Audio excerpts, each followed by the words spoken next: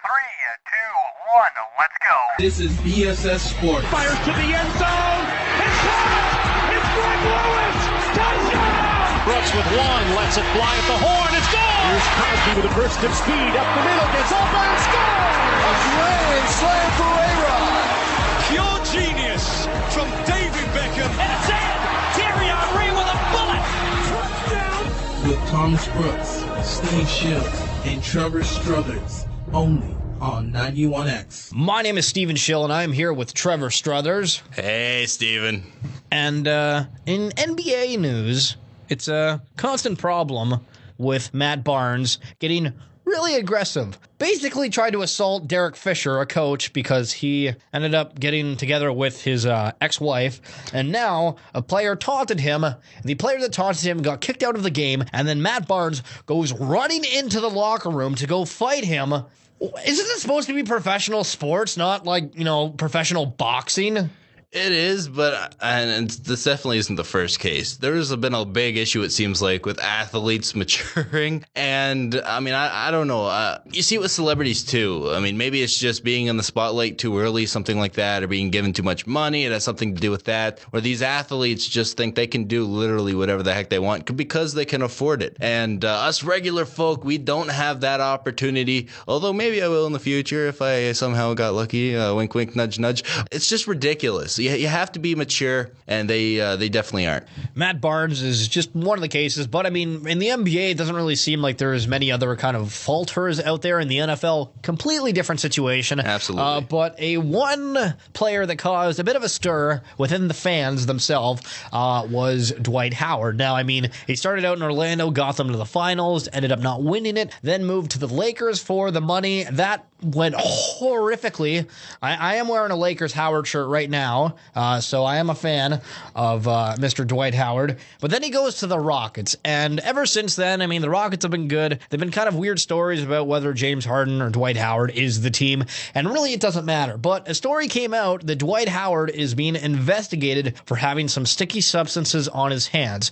Now, with Dwight Howard, he doesn't shoot much, so maybe it's to just get a grip on the ball and be able to prevent people from knocking it out when he goes for a layup or a dunk. Do you think this is going to be a big issue for Dwight, or is it just another stop in the road? Well, I don't. It depends on if it affects his game not to have that stuff on his hands. But I definitely think it's a grip thing. Obviously, that's what they use it for in baseball, and that's the connection that I would best know when it comes to using like a sticky substance on your hand. It's to grip the baseball better. And it's probably the exact same thing, so you don't get the ball knocked out of your hands, pretty much. Also, just one little thing I also want to touch on briefly. It's a little off topic, but you brought it up. I'm surprised they made a Howard shirt in your size. Trevor, they do whatever the customer wants, and if the customer wants a small-sized Dwight Howard shirt, that is what the customer shall get. So we're looking at the NHL, and this is possibly the first year in a while that no Canadian teams are in the playoffs. Now, initially, I didn't really care, except when I started trying to watch other teams that weren't Canadian. I didn't really find myself as invested. But then when I throw on the Montreal-Ottawa game, or I throw on a Leafs game, I throw on a Vancouver, Edmonton, Winnipeg, whatever Canadian team, I feel that I'm more invested in watching that team. And I don't know if you've ever had that where you kind of feel like a disconnect for teams that you don't really know much about. But do you think this is going to be harmful for the NHL if there is no, at least viewership-wise, if there are no Canadian teams in the playoffs this year? Oh, for sure it will. And I can't remember exactly what the numbers were like when the Leafs were in the playoffs, but I'm sure they were through the roof, mainly because this country is filled with them. And it's basically the same thing for the Montreal Canadiens.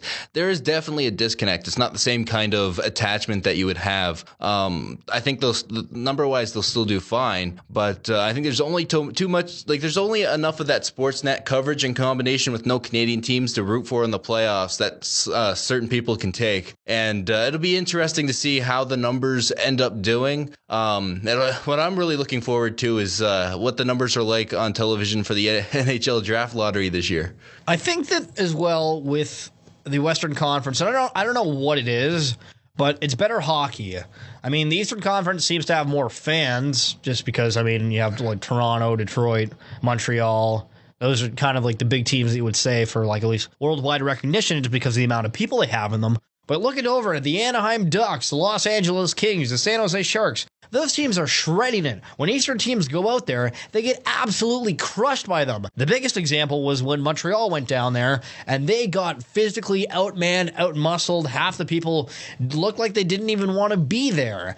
Do you think that the Eastern Conference needs to step up their game, whether it be skill level or physically?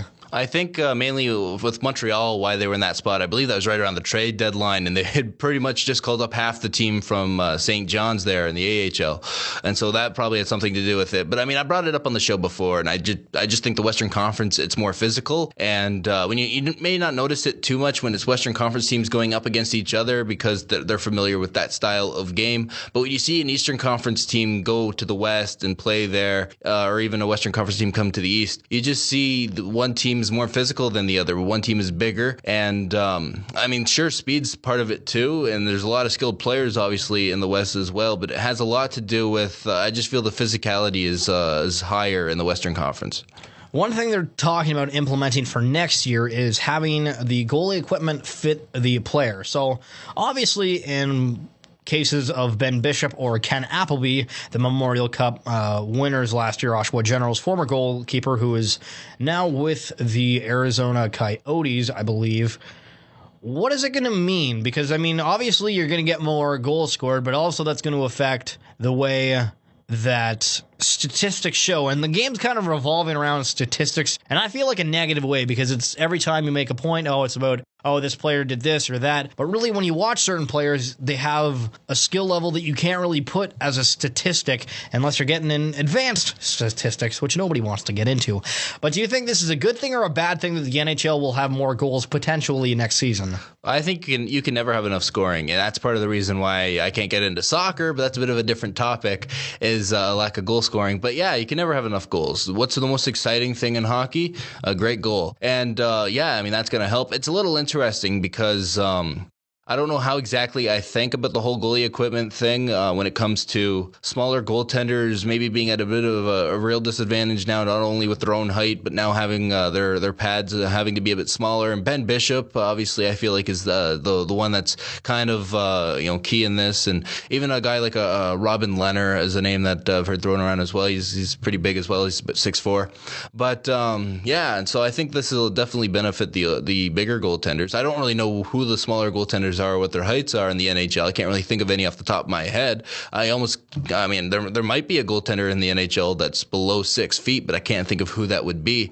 And so, but that's just what I kind of think. It's definitely an advantage for the bigger goaltenders to have the bigger equipment. Now, on the topic of rules changes, we talked about it before, but the Major League Baseball is debating taking out pitchers from hitting and making the designated hitter across the board. And I was thinking the other day, and talking with a friend, and I was like, wait, doesn't the All-Star game have like a meaning in baseball, and whether if the National League wins, then the pitchers hit, and if the American League wins, then they have designated hitters? Wouldn't that kind of kibosh that entire point of the All-Star game then? I don't know. It's interesting. If you ask the National League team if they like their pitcher hitting, I think the answer they would give you is no. You increase the likelihood of some sort of injury if you're like hit by a pitch in the elbow or something, or even up higher in the head area. So I just don't think that. I think nobody I don't think there's anybody out there that wants their pitcher hitting in a game, and it really doesn't do much. I guess it's exciting when you have the 3 moments in a year, and you have each team playing 162 games, so that's not a lot, obviously. But the 3 times a year where you see a pitcher hit a home run, and that's the only real benefit I can think about it. I mean, why is bunting such a thing in the National League? It seems maybe because they also it has a lot to the National League just aren't good hitters, it seems, but a lot of it has to do with the pitchers being in the lineup, and I just feel a designated hitter around all of baseball. I mean, what can I say? We were just talking about it with the NHL. I like more goals. I want to see as many runs as I can in a baseball game. Sorry to the pitchers about that, but when it comes to actually pitching on the mound, but I want to see as many runs as I can, and having a pitcher hit in a game just isn't going to do that. Well, don't you think that it's kind of, for lack of a better term, soft, that pitchers can't bat at all? I mean, you go through basically your entire career having to bat, but then when you go to the majors and professionals, then suddenly it's like, oh, you don't have to, so then they stop caring. Isn't that soft and kind of doesn't really make a complete player? To Goose Gossage's point a while ago during his rant, saying, the players don't know how to play the game. Hitting is a part of the game. Why don't the pitchers hit? Well, because they're not trained to and they're afraid that they're going to get hurt. I get the money's invested, but don't you think that pitchers should be able to, though, like be a complete baseball player, not just be able to throw a pitch? They could maybe come in like a pinch hit scenario if you've used up your entire bench or something like that. But I mean, ultimately, what I want the pitcher to do is go out there and pitch well. And pitching's a hard enough thing to master. Whereas it's harder for sure than any other like defensive position because you're doing more than just playing defense. So you're playing, you're pitching and you're playing defense essentially just like every other defender out there. And so I'd rather my pitcher focus on mastering pitching and being as good of a pitcher as he can than having to try to balance pitching and hitting to some extent. I was thinking the other day, and I was going to watch the baseball game of the Blue Jays during spring training, but of course, you got rained out. And that is basically the only sport that I can think of that gets rained out due to, rain, obviously. Do you think that baseball will ever have it so the majority of teams will have it in an indoor stadium? It'll take time, and that'll be interesting. The new Yankee Stadium that they built will probably be around for a while, and that doesn't have a roof. Baseball, it's one of the ones where fans will definitely say it should be played outdoors all the time. But I mean, there's obviously a negative side to it being outdoors, and that's the rain, and it can make life heck for for Major League Baseball ultimately with having to reschedule stuff. And I think we're lucky, obviously. North of the border where we have the Blue Jays and they have a roof. Ultimately, though, I think maybe I don't know how long this could take. This could take another 100 years. I mean, for all we know, the Red Sox could be playing at Fenway Park for another 100 years before we actually see roofs start to take over the game. We're seeing it, and I think it's Milwaukee that has kind of the perfect ballpark that you want. It's basically a ballpark that's built for the outdoors, yet there is a retractable roof that you can put over top of it, keep the rain out. And that's not exactly what they have in Toronto, obviously. Toronto is more of a kind of indoor stadium built where you can open the roof. So I think Milwaukee is the model that I wish all teams would have. And maybe in enough time, and like I said, it might take another 100 years, but I think eventually we'll get there. I mean, in the OHL and other sporting organizations, we're seeing with stadiums that they're saying, people aren't going because of the stadium, et cetera, et cetera. But when you look at the Red Sox, per se, those seats are small. I mean, if you've ever been to Fenway, they have tours. It's pretty good. Go check it out. And you sit in seats, they're small. If you have a person of a larger size next to you, it's going to be kind of really uncomfortable, except you still see those games sold out. And it's Boston, but the whole, the stadium is kind of old, so they should, remake it, and that's why people aren't showing up. You can get a brand new stadium, and that doesn't necessarily mean people are going to show up. Do you think there's kind of like a false image that people are having that they're spending money saying, hey, we need a new stadium, and then people will come? Kind of like the bench warmers when they make the stadium. If we build it, they will come. It's kind of the same thing. Do you think there's actually a point in having a new stadium? Well, I think the thing with Boston, if they were to build a new stadium, is almost like with New York when they did new Yankee Stadium. Would this be new Fenway Park? Would it still have the Green Monster? Would it look pretty much exactly, as much as you could get it to look like the Fenway Park that is now? And the reason Fenway Park is still around is because it's such an iconic looking stadium with the Green Monster, with the wall that you can basically hurdle over in right field, with the way that the thing is like around home plate, how it's oddly shaped so much so that people sitting down low can actually get hurt. But it's such a unique stadium, and I mean, I've never been to Fenway, so I can't speak to the small seats, but that would be really annoying for somebody of my size to have to deal with. I mean, I find that with regular stadium seating, but that's regular stadium seating as it is. It's never been great, and so sure, they might seem small, but there's also like seating, I think, as well, where you can get stuck behind like a pillar as well at Fenway Park. So it's just not. I mean, I don't know. If Boston were to build a new stadium, though, ultimately, I do think the people are there for the Red Sox, not the stadium. I wonder, hypothetically, I mean, they wouldn't tear down Fenway, so they'd have to build it somewhere else. But I mean, I don't know. It's a weird thing. I don't even know how they could afford it after paying David Price that ungodly amount of money. But we'll leave that for a different topic. And moving on to the team that David Price was on, Toronto Blue Jays.